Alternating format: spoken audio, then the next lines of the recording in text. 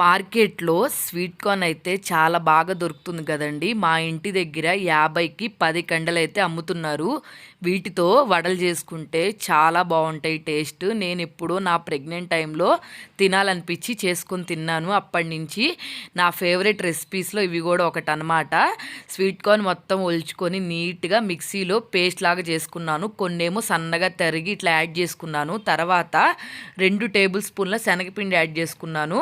Next దాని తర్వాత బియ్యపిండి ఎందుకు యాడ్ చేసుకున్నామంటే క్రిస్పీగా బాగుంటాయి టేస్ట్, అందుకని చెప్పి బియ్యపిండి యాడ్ చేసుకున్నాము. బియ్యపిండి కొలత అనేది ఏమి ఉండదు, మనకి థిక్నెస్కి తగ్గట్టు కలుపుకుంటే సరిపోతుంది. తర్వాత మిగిలిన ఇంగ్రీడియంట్స్ యాడ్ చేసుకోవాలి. సన్నగా చాప్ చేసుకున్న కరివేపాకు, నెక్స్ట్ అలాగే సన్నగా చాప్ చేసుకున్న పచ్చిమిర్చి.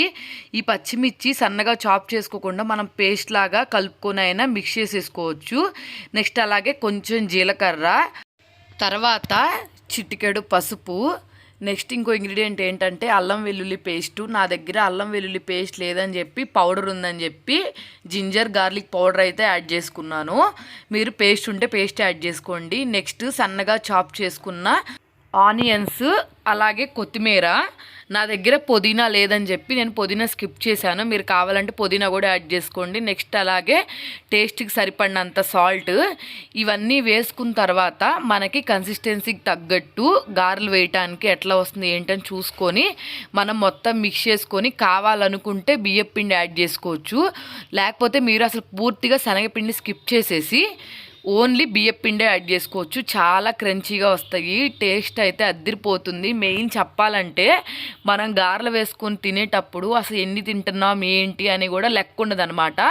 మినప్పప్పుతో తినేటప్పుడు కొన్ని తినగానే కడుపు నిండిపోతుంది కదా, కానీ వీటితో తినేటప్పుడు అయితే అసలు ఎన్ని తింటున్నామో లెక్క అనేది ఉండదన్నమాట. అన్ని తింటాము. మా హస్బెండ్ అయితే చాలా బాగున్నాయి టేస్ట్ అని చెప్పి అన్నారు. ఇంకోటి ఏంటంటే వేసేటప్పుడు ఇవి మందంగా వేసుకున్నామంటే మాత్రం టేస్ట్ అస్సలు బాగోవు, గారెలాగే ఉంటాయి. అంటే మినపప్పుతో చేసుకున్న గారెలాగా ఉంటాయి. కొంచెం పల్చగా చేసుకోవాలి. పల్చగా చేసుకున్నప్పుడే ఇవి చాలా క్రిస్పీగా వస్తాయి.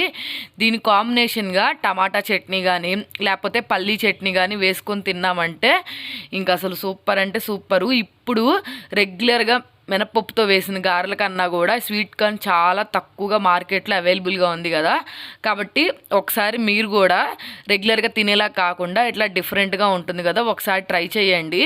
మీరు గారెల్ని మర్చిపోయి ఇవే మీ ఫేవరెట్ అయిపోతాయి, అంత టేస్ట్ బాగుంటాయి. మా పాపకు కూడా చాలా బాగా నచ్చినాయి.